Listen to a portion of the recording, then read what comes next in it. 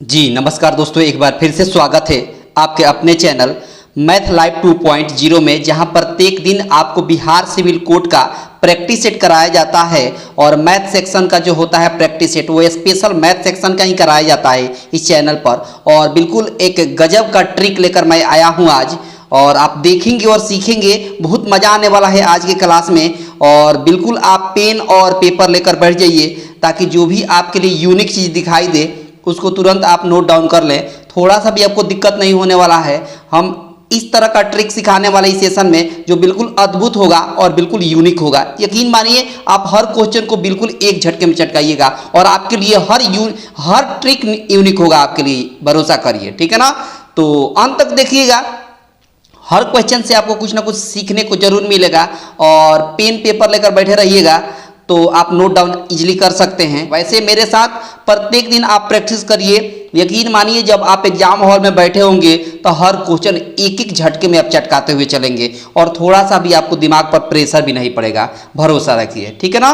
बहुत शानदार, बहुत ही खूबसूरत।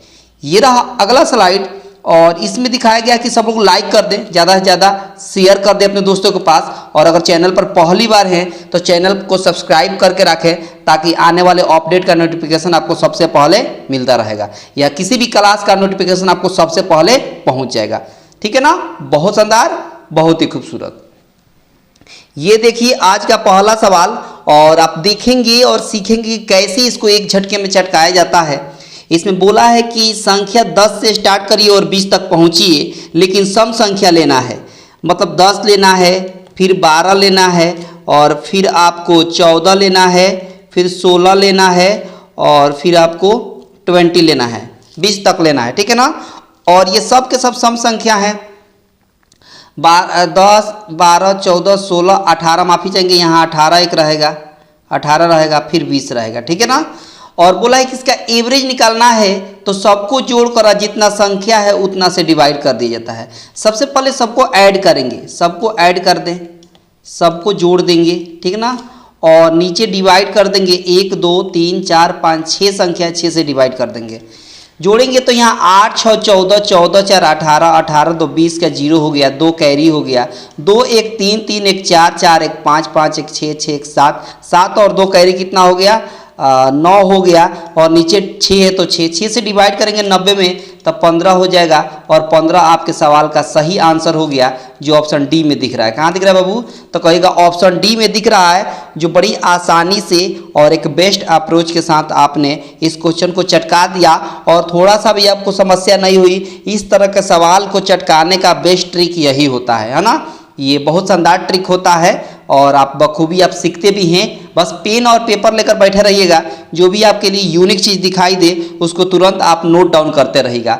वैसे इस क्लास में बहुत मज़ा आने वाला है, अंत तक देखिए। ये हर क्वेश्चन आपको कुछ ना कुछ सिखाएगा जरूर। देखिए यहाँ बोला है कि एक ट्रेन 36 सेकेंड में एक स्टेशन प्लेटफॉर्म और एक 20 सेकेंड में प्लेटफॉर्म पर खड़ी एक आदमी को पार करती है। यदि ट्रेन की चाल कितनी है, तो ट्रेन की चाल आपको दी हुई है कितनी बाबू? तो कहेगा 72 किलोमीटर प्रति घंटा। इसको मीटर प्रति सेकंड में बदलना पड़ेगा। क्यों? क्योंकि बाकी सब डाटा जितना दिया है वो मीटर में दिया है और सेकंड में दिया है, इसलिए इसको मीटर प्रति सेकंड में बदलने के लिए 5/18 से मल्टीप्लाई करना पड़ेगा। तो 18 से 72 में भाग देंगे तो 18 चौका 72, 4 में 5 से गुणा करेंगे तो 20 मीटर प्रति सेकंड आपका चाल आ गया, ठीक है। अच्छा, मैंने कई बार बताया है कि अगर कोई ट्रेन है कुछ इस तरह, अगर कोई ट्रेन है, देख लीजिए यहाँ पर ट्रेन है, अगर ट्रेन जो है अगर किसी व्यक्ति को पार करे, क्रॉस करे, या आप कोई व्यक्ति खड़ा हो, या मान लीजिए कि कोई पोल खड़ा है, पोल उसको पार करे, या ऐसा कोई जिसका डिस्टेंस बिल्कुल नगण्य हो, मतलब बिल्कुल ना मात्रा में लिया जाए, तो वहाँ पर डिस्टेंस उसका नहीं लिया जाता है। वहाँ पर डिस्टेंस केवल ट्रेन की होती है। वहाँ पर डिस्टेंस किसकी होती है? ट्रेन की। लेकिन वही ट्रेन अगर किसी प्लेटफॉर्म को पार करे, या कोई पुल हो उस पुल को पार करे, तब वहाँ पर डिस्टेंस जो लेंगे ना, वो लेंगे ट्रेन और प्लेटफॉर्म दोनों लेंगे। प्लेटफॉर्म को पार करेगा तब प्लेटफॉर्म जोड़ेंगे, आप पुल को पार करेगा तब पुल लेंगे। इस तरह होता है, ठीक है ना। अगर कोई व्यक्ति को पार करता है तो वहां पर डिस्टेंस केवल ट्रेन की लंबाई ही होती है, ठीक है ना। बहुत बढ़िया। अब आ जाइए, देखिए स्पीड कितना आ गया है, तो कहेगा 20 आ गया, बहुत बढ़िया। और उसके बाद क्या होता है, स्पीड बराबर क्या होता है, तो कहिएगा डिस्टेंस बाई टाइम। डिस्टेंस कितना है, तो ट्रेन खुद ही है, ट्रेन खुद ही है, तो ट्रेन का डिस्टेंस ले लेते हैं। और नीचे हो जाएगा क्या बाबू, तो कहेगा टाइम, टाइम लग रहा है 20 सेकेंड, किसी व्यक्ति को पार करिए तो 20 सेकेंड लग रहा है ना, तो वहाँ पर ट्रेन की लंबाई ही डिस्टेंस होगी, ठीक है ना। क्रॉस गुणा करेंगे तो टी बराबर हो जाएगा 20 में गुणा करेंगे तो 400, यानी ट्रेन की लंबाई हो गई 400, ट्रेन की लंबाई हुई 400। फिर कह रहा है कि स्पीड उतना ही रहेगा, स्पीड फिर से 20 से लेना है, लेकिन अब जो डिस्टेंस लेना है वो पुल को पार कर रही है, प्लेटफॉर्म को पार कर रही है। तो जब प्लेटफॉर्म को पार करेगी तो डिस्टेंस मैंने क्या बताया था, ट्रेन और प्लेटफॉर्म दोनों लेना है। तो यहाँ पर डिस्टेंस हो जाएगा ट्रेन प्लस प्लेटफॉर्म, और नीचे टाइम, टाइम अब लग रहा है यहाँ पर 36 सेकंड, कितना बाबू 36 सेकंड। क्रॉस गुणा करेंगे तो 36 दूना 72 हो गया, 720 हो गया। यहाँ टी बोला है तो ट्रेन की लंबाई यहाँ पर 400 दिया है, 400 आया है। आप प्लस प्लेटफॉर्म है तो प्लेटफॉर्म लिख देंगे, 4 से इधर जाकर माइनस करेंगे तो प्लेटफॉर्म बराबर क्या हो जाएगा, 720 में से 400 घटाएंगे तो 320 हो जाएगा। कितना हो जाएगा बाबू, तो 320 हो जाएगा, मतलब ट्रेन की लंबाई 320 आ गई। हालांकि यहाँ पर ट्रेन नहीं लेना था, यहाँ पर प्लेटफॉर्म लेना था, और यहाँ पर ट्रेन का नहीं प्लेटफॉर्म का वैल्यू दिया था, यहाँ ट्रेन लिखेंगे तो यहाँ पर जो भी आएगा वो ट्रेन आएगा, यानी ट्रेन की लंबाई आ जाएगी। ट्रेन की लंबाई कितनी हो जाएगी, तो कहेगा 320 हो जाएगी, जो ऑप्शन ए में दिख रहा है। कहाँ दिख रहा है बाबू, तो कहेगा ऑप्शन ए में दिख रहा है, जो बड़ी आसानी से और एक बेस्ट अप्रोच के साथ आपने इस क्वेश्चन को भी बिल्कुल एक झटके में चटका दिया और थोड़ा सा भी आपको समस्या नहीं हुई। आगे देखिए, अगला सवाल भी बहुत महत्वपूर्ण है और बड़े काम का चीज़ है। बोला है कि एक व्यापारी जो है अपने माल को अंकित मूल्य के 10% छूट पर बेचता है, और बोला है कि यदि माल का क्रय मूल्य 900 रुपया है तो 10% के लाभ प्राप्त करने के लिए उसे माल का अंकित मूल्य कितना होगा। छूट बोला है, डिस्काउंट बोला है 10%, उसके बाद प्रॉफिट बोला है 10%, उसके बाद सीपी दे दिया है आपको 900 रुपया, और मार्क प्राइस निकाल देना है, मार्क प्राइस यानी एमपी निकाल देना है, अंकित मूल्य। अब एक ट्रिक देखिए, बड़ा ही ज़बरदस्त ट्रिक है और बड़ा ही कंसेप्चुअल ट्रिक है, बस देखेंगे आप। क्या होता है कि सीपी बाई एमपी, क्या होता है, सीपी बाई एमपी बराबर होता है 100 माइनस डिस्काउंट, और नीचे होता है 100 प्लस प्रॉफिट परसेंट, ऐसे होता है ना। अब देखिए सीपी कितना दिया है, तो कहेगा 900 दिया हुआ है सीपी, और नीचे एमपी निकालना है, एमपी अपनी जगह पर रहेगा। यहाँ 100 माइनस डिस्काउंट करना है, तो 100 माइनस डिस्काउंट का मतलब 10 घटाएंगे, तो 100 में से 10 घटाएंगे तो कितना हो जाएगा, 90 हो जाएगा। और नीचे 100 प्लस प्रॉफिट मतलब हो गया 100 प्लस 10 हो जाएगा, मतलब 110 हो जाएगा। 10 से 10 काट दीजिए, 9 से काटिएगा तो 100 बार में कटेगा, क्रॉस गुणा करेंगे तो एमपी बराबर हो जाएगा 1100 हो जाएगा। एमपी कितना हो गया, यानी अंकित मूल्य कितना हो गया बाबू, तो कहेगा 1100 हो गया, और यही आपके सवाल का सही आंसर हो गया, जो ऑप्शन ए में दिख रहा है। कहाँ दिख रहा है बाबू, तो कहेगा ऑप्शन ए में दिख रहा है, जो बड़ी आसानी से और एक बेस्ट अप्रोच के साथ आपने इस क्वेश्चन को चटका दिया और थोड़ा सा भी आपको समस्या नहीं हुई, है ना। इस पार्टिकुलर क्वेश्चन का आंसर हो गया ऑप्शन ए, ऑप्शन ए। बहुत शानदार, बहुत ही खूबसूरत। और अगर पसंद आ रहा है तो सब लोग शेयर कर दें अपने दोस्तों के पास, लाइक भी कर दें, और चैनल पर जितने लोग हैं चैनल को सब्सक्राइब करके रखें, ताकि नए आने वाले क्लास का नोटिफिकेशन आपको सबसे पहले मिलता रहेगा, ठीक है ना। अब आ जाइए सवाल में। सवाल बोला है कि 72 रुपया में, है ना, बोला है कि 72 रुपया में एक वस्तु को बेचने पर 10% की हानि होती है ना। 72 रुपये में बेचने पर एक वस्तु को कितना परसेंट हानि होती है, 10% की हानि होती है। और बोला है 5% लाभ पाने के लिए उसे कितना में बेचना पड़ेगा। देखिए सबसे पहले तो हम सीपी को ले लेते हैं 100%, सीपी को क्या ले लेते हैं 100%, बहुत बढ़िया। अब एक बात बताइए कि इसमें 10% की हानि अगर कर दें, 10% की हानि कर दें तो कितना में बिकेगा, तो कहेगा 90% में बिकेगा। और यही 90% का वैल्यू सवाल में दिया है 72 रुपये। कितना रुपये बाबू, तो कहेगा 72 रुपये मिलेगा। कितना मिले, बेचेगा 72 रुपये में बेचेगा। तो यहाँ पर 9 से कटाइए, 9 से 10 बार में, 9 दहिया 90 हो गया, और 9 से 8 बार में, यानी 10% का वैल्यू हो गया 8। तो आपसे पूछा है कि 105% का वैल्यू निकालना है, क्योंकि 5% लाभ कमाना है। तो पहले हम 100% का वैल्यू निकाल लेते हैं।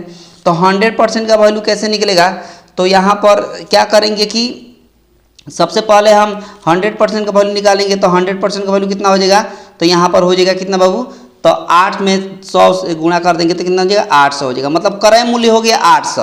अब बोला कि 5% का लाभ कमाना है, तो यही 800 पर 5% बढ़ाइए तो 100 में 5 बढ़ाएंगे तो कितना हो जाएगा, तो कहेगा 105% का वैल्यू निकालना है। यही 800 का 105% का वैल्यू निकालिए, तो 105/100 लिखेंगे ना, तो कहेगा बिल्कुल लिखेंगे। तो यहाँ पर बोला है कि 5% लाभ पाने के लिए इसे कितना बेचना पड़ेगा, 10% की हानि होती है, 5% का लाभ कमाइएगा तो कितना में बेचिएगा। तो यहाँ पर बोला है, माफ़ी चाहेंगे, यहाँ पर 100% का वैल्यू निकालेंगे तो 80 होगा। कितना बाबू, 80 होगा, क्योंकि एक जीरो यहाँ पहले से था, तो ये जीरो नहीं रहेगा, ये जीरो नहीं रहेगा।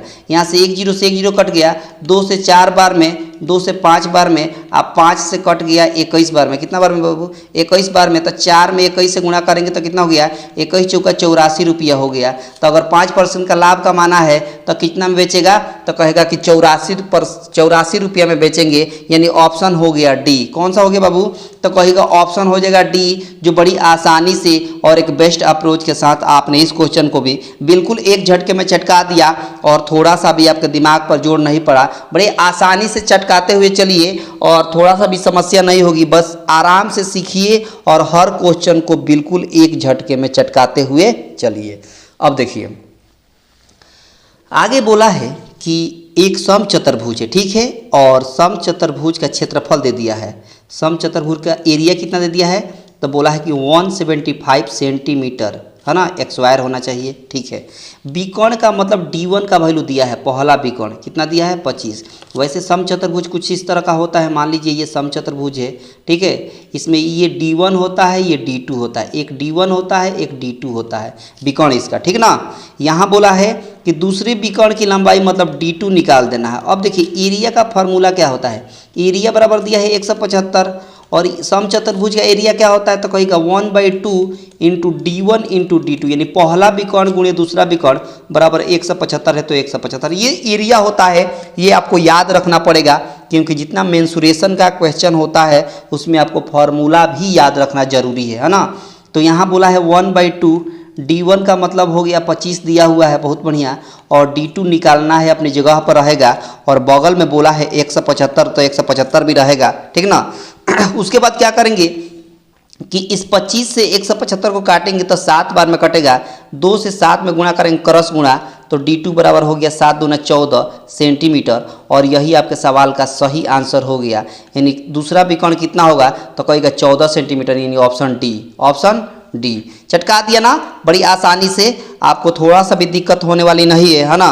आराम से सीखते चलिए है ना, और चटकाइएगा एक झटके में है ना। बस यही मैंने कई बार बताया है आपको कि सीखिए बड़ी शिद्दत के साथ, आराम से सीखिए, लेकिन क्वेश्चन को चटकाइए बिल्कुल एक झटके में, ये होना चाहिए, मन में ये चलना चाहिए। आपके पास किसी भी पब्लिकेशन का किताब हो, आप चटकाएंगे, बस सीखिए यहाँ से, प्रत्येक दिन प्रैक्टिस करिए मेरे साथ, और किसी भी पब्लिकेशन का किताब उठाइए और उससे संबंधित, उससे रिलेटेड कोई भी क्वेश्चन आपके सामने आएगा तो बचेगा नहीं, आप बिल्कुल मतलब नहीं होता है, फ्राई कर दीजिएगा उसका, ठीक ना। तो इस तरह होना चाहिए, हर क्वेश्चन को फ्राई करना है ना। तो ये सीख लीजिए आप प्रैक्टिस के साथ, ठीक ना। देखो सवाल में बोला है कि सबसे छोटी पूर्ण घन संख्या कौन सी है जो 5, 10, बोला है कि 5, 10 और 15 से पूरा भाग जो है लग जाए, यानी विभाज्य हो जाए। अब देखिए सबसे पहली बात कि ऑप्शन नंबर ए जो है ये पूर्ण घन नहीं है, पूर्ण घन नहीं है, क्यों, क्योंकि 21 का घनमूल पूरा नहीं निकलेगा। उसी तरह 24 का भी घनमूल यानी क्यूब रूट पूरा नहीं निकलेगा, तो ये भी एलिमिनेट हो गया, यानी 2 ऑप्शन आपने एलिमिनेट कर दिया। 2 ऑप्शन को आपने क्या कर दिया बाबू, तो कहेंगे कि आपने 2 ऑप्शन को एलिमिनेट कर दिया, मतलब हटा दिया, बच गया 2 ऑप्शन बी और सी। अब एक बात बताइए कि अब पहले छोटी संख्या बोला है ना, तो हम तो 27 और 64 में छोटी संख्या कौन है, तो कहेगा 27 है, तो पहले इसको चेक करेंगे कि सबसे इसमें भाग लग रहा है कि नहीं। तो इस 27,000 में 5 से पूरा भाग लग जाएगा, तब बिल्कुल लगेगा। 10 से पूरा भाग लगेगा तब बिल्कुल लगेगा, 5 से पूरा भाग लगेगा तब बिल्कुल लगेगा। तो ऑप्शन बी हो जाएगा एक झटके में। वैसे ऑप्शन नंबर सी भी हो जाएगा आंसर, लेकिन इसमें बोला है ना 15 यहाँ था ना, 15 था ना, तो यहाँ पर 5 नहीं था, 5, 10, 15 यहाँ लिखा हुआ था, तो 15 से 64 में भाग पूरा नहीं लगता, इसलिए ऑप्शन सी भी नहीं होता। इसलिए ऑप्शन कौन हो जाएगा बाबू, बी हो जाएगा। हमने सोचा था कि यहाँ भी 5 है, लेकिन नहीं, क्वेश्चन से मैंने गलत लग रहा है, देखा था क्वेश्चन में था क्या था 5 10 15 था, 5 10 15 था, तो 5 10 15 ये वही है जो इसमें पूरा पूरा भाग लग जाएगा, ठीक है ना, 27,000 में। तो इस तरह से आपका इस पार्टिकुलर क्वेश्चन का आंसर ऑप्शन बी हो गया, जहां पेन और पेपर के बिना भी इस सवाल को आप चटका सकते हैं। इसमें कहीं पेन की ज़रूरत नहीं है, बस आंखों से देखना है और इस तरह के सवाल को भस्म कर देना है, भस्म, ठीक ना। बहुत बढ़िया, बहुत ही खूबसूरत। आगे देखिए सवाल, अगला सवाल भी बहुत महत्वपूर्ण है और एग्जाम ओरिएंटेड है। आप देखेंगे कि कैसे इस तरह के सवाल को भी चटकाया जाता है ना, बिल्कुल एक झटके में। देखिए, और यही लेवल रहने वाला है आपके एग्जाम में, है ना। बिहार सिविल कोर्ट के पटना हाई कोर्ट असिस्टेंट में भी यही पूछने वाला है, यही लेवल रहेगा। देखिए, बोला है कि यदि एक लड़का अपने घर से 8 किलोमीटर प्रति घंटा की चाल से स्कूल जाता है तो उसे 30 मिनट की देरी से होती है, और यदि वह 12 किलोमीटर प्रति घंटा की चाल से जाता है तो समय पर पहुंच जाता है, समय पर पहुंच जाता है। तो बोला है कि उसके स्कूल की दूरी बताइए, उसके स्कूल की डिस्टेंस बता देनी है। अब समझिएगा बात, सबसे पहले तो यहाँ पर बोला है क्या बाबू, तो कहेगा कि स्पीड दे दिया है 8 किलोमीटर प्रति घंटा, 8 किलोमीटर प्रति घंटा, ठीक है। जब 8 किलोमीटर प्रति घंटा के हिसाब से चलता है तो 30 मिनट देरी से पहुंचता है। तो एक बात बताइए, डिस्टेंस बराबर क्या होता है, तो कहेगा डिस्टेंस बराबर होता है, चाहे स्पीड बराबर क्या होता है, तो कहेगा distance by time, distance by time. अब स्पीड 8 का है और डिस्टेंस नहीं मालूम है, डिस्टेंस वैसे ही रखते हैं, और टाइम जो है 30 मिनट देरी से जाता है, मतलब t प्लस 30 मिनट हो जाएगा। मिनट को घंटा में बदलेंगे तो 1/2 होगा, क्यों, क्योंकि 30 मिनट को घंटा में बदलेंगे तो 60 से भाग देंगे तो 1/2 हो जाएगा। यानी एक t प्लस 1/2 इसलिए लिख रहे हैं क्योंकि देरी हो रही है, लेट हो रहा है, इसलिए मैंने जोड़ दिया। अब यहाँ पर क्रॉस गुणा करेंगे इसके साथ, तो 8 में t से गुणा करेंगे तो 8t, आप प्लस 8 में 1/2 से मल्टीप्लाई करेंगे हाफ से तो 4 हो जाएगा, अब बराबर t है तो d है तो d। बहुत बढ़िया। अब एक और इसमें बात है कि अब उसका स्पीड जो है वो, अब स्पीड बोला है कि 12 किलोमीटर प्रति घंटा लगेगा, अब स्पीड। तो फिर से हम स्पीड बराबर 12 किलोमीटर प्रति घंटा लेंगे और डिस्टेंस उतना ही लेना है। टाइम जो है अब सेम लग रहा है, मतलब समय पर पहुंच रहा है, एकदम टाइम पर, ना देरी हो रहा है ना लेट। तो ना लेट हो रहा है, सॉरी माफी चाहेंगे, ना लेट हो रहा है ना ही आप पहले पहुंच रहा है। तो टाइम जो है उतना ही लेंगे, जितना टी माने है उतना ही लेंगे। बहुत बढ़िया। अब यहाँ पर क्या करेंगे कि यहाँ पर क्रॉस मल्टीप्लाई करेंगे तो 12t बराबर d हो गया। अब यहाँ से हम t का वैल्यू यहाँ पर भर देंगे, t का वैल्यू कितना निकलेगा, तो कहेगा d/12 निकलेगा, और यही d/12 यहाँ पुट कर देंगे तो हो जाएगा कितना, 8 × d/12 प्लस 4 बराबर d। तो यहाँ पर हो जाएगा 4 दूना 8, 4 3 12, तो ऊपर हो जाएगा 2d, और यहाँ हो गया 4 3 12, और यहाँ हो गया 3d, कितना 3d। अब ये 2d इधर आकर घटेगा तो d बराबर हो गया 12 किलोमीटर, और यही डिस्टेंस हो गया ऑप्शन डी, यही डिस्टेंस हो गया। कितना हो जाएगा बाबू, तो ऑप्शन डी हो गया, जो बड़ी आसानी से और एक बेस्ट अप्रोच के साथ आपने एक ही झटके में, एक ही ट्रिक के साथ आपने क्या कर दिया, चटका दिया। अगर आपको एक बार में ये बात समझ में नहीं आई होगी, है ना, तो इसको फिर से पीछे स्किप करके देख लीजिएगा, क्योंकि ये वीडियो हमेशा यूट्यूब पर ही रहेगी, हटेगी नहीं, ठीक है ना। बहुत बढ़िया, बहुत ही खूबसूरत। बस नोट डाउन आप करते रहिए। मैंने बताया था ना कि हर क्वेश्चन से आपको कुछ ना कुछ सीखने को मिलेगा। देखिए यहाँ क्या ट्रिक है, यहाँ भी बड़ा शानदार ट्रिक है, और बहुत ही मतलब एक होता है ना कि बहुत ही शानदार और जानदार टेक्निक यहाँ लगने वाला है इस सवाल को चटकाने के लिए। देखेंगे आप, बोला है कि 40 छात्रों द्वारा प्राप्त किए गए अंकों का औसत 160 है, ठीक है। बाद में पता चला कि एक छात्र 165 अंक गलती से 125 लिख दिया है। मतलब लिखना था सही में 165, सही में लिखना था 165, लेकिन गलती से उसने 125 लिख दिया। अब आपके हिसाब से कितना कम लिखा है, कितना कम लिखा है, तो घटाएगा तो कहेगा कि 40 कम लिखा हुआ है, 40 अंक कम लिखा हुआ है। कितने छात्रों में बटेगा 40 अंक, तो कहेगा 40 छात्रों में बटेगा, क्योंकि 40 छात्र है ना, तो 40 से भाग दीजिएगा 40 में, तो कितना आ गया, 1 हो गया। यानी इसका एवरेज जो है 1 बढ़ जाएगी। एवरेज क्या होगा, 1 बढ़ जाएगी। पुराना वाला एवरेज कितना है, पुराना एवरेज कितना है बाबू, तो कहेगा पुराना एवरेज 160 है, पहले वाला एवरेज 40 छात्रों का औसत कितना है 160 है, और नया वाला एवरेज कितना आ गया तो कहेगा 1 आ गया, तो इसमें 1 जोड़ देंगे तो कितना हो गया तो कहेगा 161 आपका नया वाला औसत हो गया। यानी सही में औसत कितना आ गया 161, मतलब ऑप्शन सी हो जाएगा, जो बड़ी आसानी से और एक बेस्ट अप्रोच के साथ आपने इस क्वेश्चन को बिल्कुल एक झटके में चटका दिया और थोड़ा सा भी आपको समस्या नहीं हुई। बहुत शानदार अप्रोच है ये। इस तरह के सवाल को बिल्कुल यही टेक्निक से अपनाइएगा तो इस तरह के सवाल को चटका सकते हैं और दिमाग पर बिल्कुल जोर नहीं पड़ेगा, मतलब आपको बिना प्रेशर के आप बनाइएगा, दिमाग पर बिल्कुल प्रेशर नहीं होगा, बिल्कुल स्मूथली बनाइएगा आप। अगला सवाल देखिए, अगला सवाल भी बहुत महत्वपूर्ण है और देखेंगे कि कैसे इसको भी चटकाया जाता है एक झटके में। बोला जा रहा है कि किसी संख्या का 40% कितना 40% बोला है कि संख्या का 40% कितना है बाबू, तो कहिएगा कि 147.2। उस संख्या को हम 100% मान लेते हैं, कितना मान लेते हैं 100%।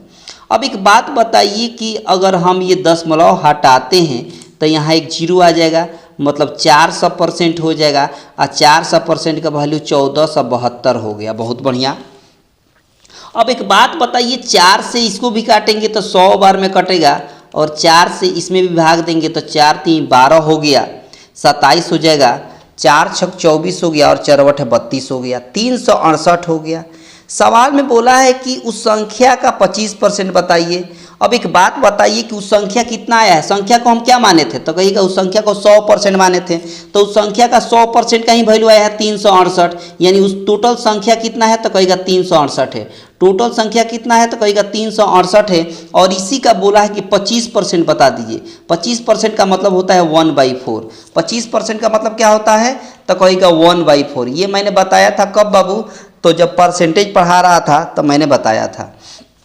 अब देखिए 4 से काटिएगा तो 4 9 36, 4 2 8, यानी 92 हो गया। कितना हो गया बाबू 92, यानी 92 हो गया, ऑप्शन सी। हालांकि ABCD होना चाहिए लेकिन एक के बाद सी दे दिया है तो ऑप्शन सी ही हो जाएगा। 92 आपके सवाल का सही आंसर हो गया, 92 आपके सवाल का सही आंसर हो गया। ठीक है ना, बहुत शानदार, बहुत ही खूबसूरत। बस सीखते रहिए, देखते रहिए और इस सेशन का, इस क्लास का आनंद लेते रहिए, है ना। बहुत बढ़िया, बहुत ही खूबसूरत। अगला सवाल देखिए, अगला सवाल बोला है कि एक निश्चित राशि, ध्यान सुनिएगा, अगला सवाल बोला है एक निश्चित राशि पर 10% वार्षिक दर से 2 वर्षों में चक्रवृद्धि ब्याज और साधारण ब्याज के बीच का अंतर जो है वो 42 रुपया है, जबकि ब्याज वार्षिक संयोजित होता है, तो राशि बता दीजिए। अब एक बात बताइए, एक बात समझिएगा, उस राशि को हम 100% मान लेते हैं, उस राशि को क्या मान लेते हैं तो कहिएगा 100% हम मान लेते हैं। कितना परसेंट बाबू 100% मान लेते हैं। अब आपको 2 साल का CI और चक्रवृद्धि ब्याज का मैंने डायग्राम बताया था, जो आप देखे होंगे कि जब पार्टिकुलर मैंने सेशन लिया था, एक चक्रवृद्धि ब्याज पर मैंने सेशन लिया था, 2 सेशन लिया था, उसका लिंक इस वीडियो के डिस्क्रिप्शन बॉक्स में लग जाएगा, आप देख सकते हैं। तो मैंने बताया था 2 साल का डायग्राम कुछ इस तरह का, CI निकालने के लिए 2 साल का डायग्राम कुछ इस तरह का, एक बॉक्स यहाँ, फिर दूसरा बॉक्स यहाँ और फिर तीसरा बॉक्स नीचे, इस तरह मैंने बताया था। ठीक है ना, क्योंकि चक्रवृद्धि ब्याज में ब्याज के ऊपर भी ब्याज लगता है। तो 100 का 10% कितना होगा तो कहिएगा 10 होगा, इधर भी कितना होगा 10 होगा, आप फिर से ब्याज के ऊपर भी ब्याज लगेगा, इस 10 का 10% कितना होगा तो कहिएगा 1 होगा। बहुत बढ़िया। अब मैंने आपको बताया था, आपको याद होना चाहिए कि इसमें पहला रो छोड़कर, ये पहला वाला रो छोड़कर नीचे वाला क्या होता है तो कहेगा कि चक्रवृद्धि ब्याज और साधारण ब्याज का अंतर होता है। चक्रवृद्धि ब्याज और साधारण ब्याज का क्या होता है अंतर होता है। तो पहला रो हमने छोड़ दिया, दूसरा रो में क्या है केवल 1 है और 1 ही क्या हो गया तो कहेगा चक्रवृद्धि ब्याज और साधारण ब्याज का अंतर हो गया। आपके हिसाब से चक्रवृद्धि ब्याज और साधारण ब्याज का अंतर 1 है और क्वेश्चन कह रहा है कि नहीं 42 है। क्वेश्चन क्या कह रहा है 42 है, क्योंकि क्वेश्चन का भी कुछ पूछने का एक अलग अपना अंदाज होता है ना। इसका अपना भी एक अंदाज होता है, क्योंकि आपके हिसाब से 1 यूनिट है और क्वेश्चन कहता है कि नहीं हम 1 नहीं 42 है। क्वेश्चन क्या कह रहा है, हम 1 नहीं 42 रुपया हैं। तो सवाल में कहा है कि नहीं नहीं हमको राशि निकाल कर बताइए। सवाल क्या कहता है कि नहीं नहीं हमको राशि निकाल कर बताइए। तो राशि कितना माने हैं प्रिंसिपल, तो 100 माने हैं। तो जब 1 यूनिट का वैल्यू 42 तो 100 यूनिट का वैल्यू कितना हो जाएगा, तो 42 में 100 से मल्टीप्लाई कर देंगे तो 4200 रुपया हो जाएगा। कितना हो जाएगा बाबू, 4200 रुपया हो जाएगा, जो ऑप्शन सी में दिख रहा है। अब क्वेश्चन कहेगा कि हाँ हम अब सेटिस्फाइड हैं आपसे। क्वेश्चन क्या कहेगा, क्वेश्चन कहेगा कि हम अब आपसे क्या हुए हैं, सेटिस्फाइड हो गए हैं, क्योंकि आपने ऑप्शन सी दे दिया। क्या दे दिया बाबू, ऑप्शन सी दे दिया, जो बिल्कुल करेक्ट है, जो बिल्कुल करेक्ट है। चटका दिया ना। तो बहुत शानदार ट्रिक है। इस तरह के सवाल को चटकाने के लिए यही बेस्ट अप्रोच है। अगर आप नहीं देखे होंगे तो देखना जरूरी है ये सेशन, क्योंकि चक्रवृद्धि ब्याज पर मैंने कंपाउंड इंटरेस्ट पर स्पेशल मैंने सेशन लिया था, है ना। बहुत सारा चैप्टर वाइज भी मैंने लिया है ना, बहुत सारा। और इसलिए लिया था कि जब मैं मतलब जब आपको प्रैक्टिस सेट कराऊं तो आपको समस्या नहीं हो, है ना। इसलिए मैंने चैप्टर वाइज पहले पढ़ा दिया। उसको नहीं देखे होंगे तो देख लीजिएगा, ठीक है ना। बहुत बढ़िया, प्लेलिस्ट में भी मिल जाएगा, और नहीं तो आपको इस वीडियो के डिस्क्रिप्शन बॉक्स में लग जाएगा उसका लिंक, आप देख सकते हैं, ठीक ना। अगला सवाल देखिए। अगला सवाल भी बड़े मजेदार है और बिल्कुल एक झटके में चटकाने लायक है। देखिए सवाल में बोला है कि ABCD 4 हैं, उनका अनुपात दिया हुआ है। बोला है A है, फिर B है, फिर C है, और फिर क्या है बाबू, D है। बोला है कि 3:4:9:10 है ना। बहुत बढ़िया। अब बोला है कि D का हिस्सा A के हिस्से से 3612 रुपया अधिक है। D का हिस्सा A के हिस्से से कितना अधिक है। अब एक बात बताइए, आपके हिसाब से कितना अधिक है। जो D का हिस्सा 10 है और A का हिस्सा 3 है, कितना अधिक है, तो कहेगा 7 अधिक है। आपके हिसाब से 7 अधिक है, और क्वेश्चन कह रहा है कि नहीं रे बाबा, कितना अधिक हूं मैं, 3612 अधिक हूं। कितना अधिक हूं, 3612 अधिक हूं। अब 7 से काटेंगे तो 7 1 जा 7 होगा, और यहाँ हो जाएगा 7 5 35, 7 कम 7 6 42 हो गया, 516 हो गया। 1 यूनिट का वैल्यू 516 हो गया। अब कह रहा है कि नहीं हमको A और D मिलाकर बताइए कितना होगा। A का 3 है, D का 10 है, दोनों को मिलाइएगा तो 10 और 3 13 यूनिट का वैल्यू निकालना है। तो 13 से इसमें गुणा कर दीजिए, 13 6 78 हो गया, 7 कैरी हो गया, 13 कम 13 और 7 कैरी जोड़िएगा तो 20 होगा, 2 कैरी हो जाएगा, तो 13 5 65 और 2 कैरी 67 हो गया। 6708 आपके सवाल का आंसर हो गया, जो ऑप्शन ए में दिख रहा है। कहाँ दिख रहा है बाबू, तो कहेगा ऑप्शन ए में दिख रहा है, जो बड़ी आसानी से और एक बेस्ट अप्रोच के साथ आपने इस क्वेश्चन को भी चटका दिया, और थोड़ा सा भी आपके दिमाग पर जोर नहीं पड़ा। क्यों नहीं पड़ा, क्योंकि बड़ा स्मूथली आपने सीखा। और इस तरह के सवाल को यही बेस्ट अप्रोच होता है और यही शानदार ट्रिक होता है ना। बस आपको करना क्या है कि सब लोग लाइक जरूर कर देंगे। वो इसलिए क्योंकि आपके लाइक से भी हमें भी मोटिवेट मिलता है, ताकि हम अच्छे अच्छे क्वेश्चन आपके एग्जाम ओरिएंटेड लेकर आया करूं प्रत्येक दिन, है ना। बहुत शानदार सवाल देखिए। सवाल देखिए बड़ा मजेदार है। सवाल में बोला है कि एक बॉयज है और गर्ल्स है ना। बॉयज और गर्ल्स, लड़कों और लड़कियों का अनुपात दिया है 1:2, है ना। एक स्कूल के वार्षिक समारोह में लड़के और लड़कियों का अनुपात 1:2 बोला है, लेकिन जब 10 लड़के और 10 लड़कियां चली गई तो अनुपात हो जा रहा है 2:5। अनुपात हो जा रहा है 2:5। अच्छा, आपके हिसाब से कितने यहाँ अंतर है, तो 1 में 2 का 1 का अंतर है, 2 में 5 का 3 का अंतर है। मतलब कुछ पाले नहीं पड़ा, मतलब कुछ पाले नहीं पड़ा। तो इसको अंतर को बराबर करने के लिए इनके रेशियो के अंतर से क्रॉस गुणा करेंगे। 2 और 1 में 1 का अंतर है, और 2 और 5 में 3 का अंतर है। इस 3 से ऊपर वाला रेशियो में गुणा कर देंगे, और इस 1 से नीचे वाला रेशियो में गुणा कर देंगे। इस 3 से ऊपर वाला में गुणा करेंगे तो 3 1 जा 3 हो गया, और 3 2 जा 6 हो गया। 1 से करेंगे तो 2 1 जा 2 हो जाएगा, 5 1 जा 5 हो जाएगा। यानी ये इनिशियल है ऊपर वाला, नीचे वाला जो है वो कुछ लड़के चले जा रहे हैं, वो अनुपात है। तो एक बात बताइए, 3 पहले थे, 2 बचे हैं, तो कितने गए हैं, तो कहेगा 1 गया है। अच्छा इधर 6 थे, आप 5 अभी बचा हुआ है। 6 थे, आप 5 चले गए तो कितना उसमें से चले गए हैं, 1 चले गए हैं। कितने चले गए हैं, 1 चले गए। मतलब 6 था लेकिन 5 बचा हुआ है तो कितने चले गए, 1 यूनिट। और यही 1 यूनिट का वैल्यू सवाल में बोला है 10। चाहे लड़का हो चाहे लड़की हो, दोनों में से एक एक गया है तो 1 यूनिट का वैल्यू हो गया 10। जब 1 यूनिट का वैल्यू 10 गया है तो एक बात बताइए कि पूछा है कि मूल रूप से वार्षिक समारोह में कुल कितने छात्र थे। तो मूल रूप से ओरिजिनल रेशियो कौन वाला है, ऊपर वाला है। तो 6 और 3 कितना हो जाएगा, तो कहेगा 9 यूनिट हो जाएगा। 1 यूनिट का वैल्यू 10 तो 9 यूनिट का वैल्यू कितना हो जाएगा, 90 हो जाएगा। और यही आपके सवाल का सही आंसर हो जाएगा। उस वार्षिक समारोह में लड़के और लड़की मिलाकर 90 विद्यार्थी थे। उस वार्षिक समारोह में लड़के और लड़की मिलाकर कितने विद्यार्थी थे बाबू, तो कहेगा 90 विद्यार्थी थे। जो बड़ी आसानी से और एक बेस्ट ट्रिक के साथ आपने इस क्वेश्चन को चटका दिया और थोड़ा सा भी आपके दिमाग पर जोर नहीं पड़ा, नहीं ना पड़ा। बहुत शानदार, बहुत ही खूबसूरत। अगला क्वेश्चन देखिए, अगला क्वेश्चन भी बहुत महत्वपूर्ण है। देखिए सवाल में बोला है कि एक विद्यालय में 468 टोटल विद्यार्थी हैं। टोटल विद्यार्थी कितने हैं बाबू, तो कहेगा 468 है। ठीक है, उसमें कुछ बॉयज है और कुछ गर्ल्स है, यानी बॉयज आपके इधर हैं और गर्ल्स आपका इधर है। बॉयज और गर्ल्स का रेशियो 5:4 दिया हुआ है। 5:4 दिया हुआ, बहुत बढ़िया।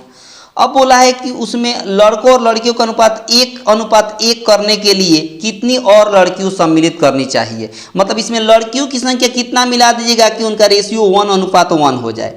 अब देखिए सबसे पहली बात कि 1:1 करने के लिए आपको एक बात बताइए, लड़की और मिलाने की बात हो रही, मतलब लड़का तो नहीं मिलाया जा रहा है। इसका मतलब कि लड़का जितना पहले था उतना अभी भी होना चाहिए। तो लड़का पहले 5 था तो अभी भी 5 होगा, तो इधर 5 बनाइएगा तो इधर भी 5 बनेगा, क्योंकि दोनों तरफ 5 से गुणा कर देंगे। बहुत बढ़िया। अब एक बात बताइए, आपके हिसाब से कितना मिलाया गया है, तो 4 से 5 हुआ है, मतलब 1 यूनिट मिलाया गया है। इसका मतलब आपको 1 यूनिट का वैल्यू निकालना है। अब आ जाइए यहाँ, पहले 5 और 4 में लड़का लड़की बटे थे, तो 5 और 4 मिलाकर कितना होगा, तो 9 यूनिट होगा। और यही 9 यूनिट का वैल्यू बोला है सवाल में 468। तो 1 यूनिट का वैल्यू कैसे निकलेगा, तो काट दीजिए कितना से, 9 से, तो 9 × 5 = 45, 9 × 2 = 18, यानी 1 यूनिट का वैल्यू हो गया 52। 1 यूनिट का वैल्यू हो गया 52। यही 1 यूनिट का वैल्यू निकालना था। क्यों, क्योंकि आपके हिसाब से कितना मिलाया जा रहा है लड़कियों को, तो कहेगा 1 यूनिट मिलाया जा रहा है। और यही 1 यूनिट का वैल्यू सवाल में बोला है 52 मिलाया जा रहा है। कितना बाबू, 52। और यही आपके सवाल का आंसर हो जाएगा, यानी ऑप्शन सी। कौन सा बाबू, ऑप्शन सी हो गया, जो बड़ी आसानी से और एक बेस्ट अप्रोच के साथ आपने इस क्वेश्चन को भी चटका दिया। क्यों, क्योंकि ये बड़ा स्मूथली आपने सिखाया है, सीखा है ना। मैंने सिखाया है लेकिन आपने सीखा है ना, और बिल्कुल दिमाग पर जोर नहीं पड़ा और बिल्कुल बिना प्रेशर के, है ना। सबसे बड़ी बात तो ये है कि सवाल को बनाने के लिए बिना प्रेशर के बनाइएगा तो इजीली बन जाएगा और हर क्वेश्चन को चटका भी दीजिएगा। तो जो भी आपके पास पब्लिकेशन है उस पब्लिकेशन का प्रयोग करिए और उस पब्लिकेशन में से क्वेश्चन इस टाइप का ढूंढिए और उसको चटकाने का प्रयास करिए। यकीन मानिए आप एक झटके में चटका रहे होंगे, आपको थोड़ा सा भी दिक्कत होने वाला भी नहीं है। यहाँ देखिए, यहाँ बोला है कि कोई व्यक्ति है जो किसी काम को 30 दिन में करता है और बी कोई व्यक्ति है जो उस काम को 20 दिन में करता है। अब बोला है कि ए और बी दोनों मिल जाए तब काम कितना दिन में कंप्लीट हो जाएगा। तो सबसे पहले इस तरह के सवाल में हम टोटल वर्क निकालते हैं, और टोटल वर्क निकालने का क्या ट्रिक है, दोनों का एलसीएम निकालते हैं। तो 30 और 20 का एलसीएम हो जाएगा 60। कितना बाबू, 60। ठीक है, 30 से 60 में भागेंगे तो ए जो है 2 यूनिट काम करेगा एक दिन में। आप 20 से 60 में भाग देंगे तो एक दिन में बी 3 यूनिट काम करेगा और एक दिन में ए जो है 2 यूनिट काम करेगा। ठीक है, करना किसको है, तो कहेगा ए और बी दोनों को करना है। काम कितना करना है, तो कहेगा काम टोटल 60 करना है। टोटल काम करना है 60। करना किसको है, ए और बी दोनों को। ए की क्षमता कितनी है, 2 है। बी की क्षमता कितनी है, 3 है। तो 3 2 और मिलकर कितना हो गया, 5 क्षमता से करेंगे तो 5 से भाग देंगे 60 में तो 12 दिन में काम कंप्लीट हो जाएगा। 5 से भाग दीजिएगा 12 में तो 12 × 5 = 60 होता है ना, यानी 12 दिन में काम जो है वो कंप्लीट हो जाएगा। और बड़ी आसानी से बेस्ट अप्रोच के साथ ऑप्शन आपने सी लगा दिया ना। यानी इस सवाल का, इस पार्टिकुलर सवाल का आंसर हो गया ऑप्शन सी, और एक ये बेस्ट अप्रोच है। यह क्या है, एक बेस्ट अप्रोच है और इसी अप्रोच के साथ इस तरह के क्वेश्चन को चटकाया जाता है, बिल्कुल दिमाग पर जोर दिए बिना, यानी बिना प्रेशर के इस क्वेश्चन को आप बनाते हुए चलिएगा। सवाल देखिए, सवाल में बोला है कि 10 वर्षों में 5% प्रतिवर्ष साधारण ब्याज की दर से किस राशि का ब्याज 120 रुपया होगा, यानी प्रिंसिपल निकाल देना है। प्रिंसिपल को हम मान लेते हैं 100%, प्रिंसिपल को हम क्या मान लेते हैं 100%। अब एक बात बताइए, साधारण ब्याज की बात बोला है ना, तो साधारण ब्याज में ब्याज जो है हर साल बराबर लगता है। हर साल बराबर का मतलब अगर पहले साल 5% लगा है तो अगले साल भी 5% लगेगा, फिर अगले साल भी 5% लगेगा, मतलब 10 साल तक 5% लगेगा, क्योंकि बोला है सवाल में 10 साल। तो एक साल में 5%, तो 10 साल में कितना हो जाएगा, 10 × 5 = 50%, यानी 50% ब्याज लग रहा है। कितना परसेंट, 50% ब्याज लग रहा है। आपके हिसाब से 50% ब्याज है और क्वेश्चन के हिसाब से ब्याज बोला है 120 रुपया। आपके हिसाब से ब्याज कितना है 50% और क्वेश्चन कहता है कि नारे बाबा ब्याज जो है वो 120 रुपया लगेगा, तो 50% का वैल्यू 120। तो सवाल में बोला है कि राशि बताइए, राशि बोले तो सवाल कहता है, आप सोच रहे कि सवाल नहीं कहता है, सवाल कहता है, वो बेजुबान है लेकिन आपको शब्दों से वार करता है। क्वेश्चन क्या करता है, आपको शब्दों से वार करता है, क्योंकि उसके पास जुबान तो है नहीं। तो आपको शब्द में कहा है कि राशि बता दिए, मतलब 100% का वैल्यू बता दिए। अब एक बात बताइए, 50% का वैल्यू 120 है, तो 100% का वैल्यू निकालिएगा, तो 50 से 100 आने में कितना गुना है, 2 गुना है, तो आप भी इधर 2 गुना कर दीजिए, तो 120 गुना कितना हो जाएगा, 240 हो गया, यानी 100% का वैल्यू कितना हो गया, 240 हो गया, यानी आपको प्रिंसिपल आ गया, वो राशि आ गया 240, यानी ऑप्शन डी। ऑप्शन डी चटका दिया ना, बहुत बेस्ट ट्रिक है और बहुत शानदार ट्रिक है। इस तरह के सवाल को ऐसे ही चटकाया जाता है, क्योंकि एक बेस्ट अप्रोच होता है। क्या होता है बाबू, कहेगा कि बेस्ट अप्रोच होता है ना। ये देखिए सवाल, इस सवाल को कैसे चटकाएंगे, बोला है कि 7 दिन में काम करने वाले 7 घंटे में 7 घंटे काम करने वाले 60 लड़के 18 दिन में काम को कर सकते हैं, तो एक दिन में 9 घंटे काम करने वाले 28 लड़के उसी काम को कितने दिनों में करेंगे। तो समझिएगा बात, बेसिकली इस तरह का क्वेश्चन को चटकाने का तरीका है, बोला जाता है कि M1 × D1 × T1 बराबर होता है क्या बाबू, M2 × D2 × T2। अब बताइए ना, M1 का वैल्यू तो कहेगा 60 लड़के, D1 का मतलब 18 दिन, टाइम कितना लग रहा है तो कहेगा 7 दिन, ठीक है। इधर M2 का मतलब 28 लड़के बताया गया है, D2 का मतलब निकालना है दिन, और टाइम बोला है 9 घंटा। अब कटा दीजिए, 9 से 9 दूना 18, ठीक है। 7 से 7 दूना 14 हुआ, तो 14 से 14 दूना 28, और 2 से 60 कट गया 30 बार में, मतलब D2 कितना आ गया 30 दिन, और 30 दिन आपके सवाल का सही आंसर हो गया, यानी ऑप्शन बी। कौन सा बाबू, तो ऑप्शन बी हो गया, जो बड़ी आसानी से और एक बेस्ट अप्रोच के साथ आपने इस क्वेश्चन को चटका दिया, वो भी बिल्कुल एक झटके में, और थोड़ा सा भी आपको समस्या नहीं हुई। तो अब मैं यहीं पर क्वेश्चन को, इस सेशन को ड्रॉप करता हूं, रोकता हूं, वो इसलिए क्योंकि टाइम हो गया है, और इस क्वेश्चन का आंसर आपको कमेंट बॉक्स में दे देना है। इस क्वेश्चन का आंसर आपको कमेंट बॉक्स में देना है, होमवर्क में रूप में ले लीजिए, होमवर्क के रूप में ले लीजिए, और इसका आंसर आपको कमेंट बॉक्स में देना है। और मैं देखना चाहूँगा कि किसका आंसर सबसे पहले आता है, और इसका PDF इसी वीडियो के डिस्क्रिप्शन बॉक्स में लग जाएगा, यकीन मानिए। और इसका भी आंसर आपको कमेंट बॉक्स में, बहुत आसान सवाल है ये, होमवर्क में दोनों सवाल रहेगा। और इस तरह से मैं सेशन को यहीं पर समाप्त करता हूं। और आपको पसंद आया है, दिल से पसंद आया है, ये ट्रिक सब अद्भुत लगा है, तो सब लोग लाइक कर देंगे, ज़्यादा से ज़्यादा अपने दोस्तों के पास शेयर कर देंगे, और चैनल पर पहली बार होंगे तो चैनल को सब्सक्राइब करके बेल आइकन पर क्लिक कर देंगे, ताकि आने वाले नए क्लास का नोटिफिकेशन आपको सबसे पहले मिल जाएगा, ठीक है ना। तो मिलते हैं अगले क्लास में, तब तक आप सभी को दिल से धन्यवाद।